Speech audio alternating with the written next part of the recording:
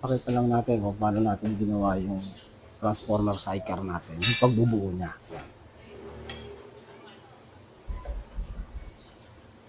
Left and right, kinabit natin. Tsaka yung upuan na. Yan, naka-bolt po yan.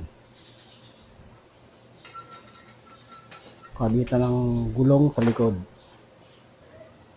Yung sa harapan niya. Ayan. Sandalan.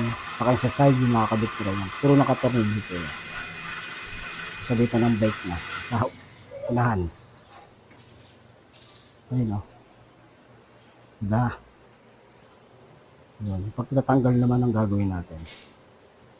Kung paano siya binuo. Yan. Simple lang po yan. Yan na. Nakabolt nga pala siya sa ilalim dalawa. Okay. Ayos na.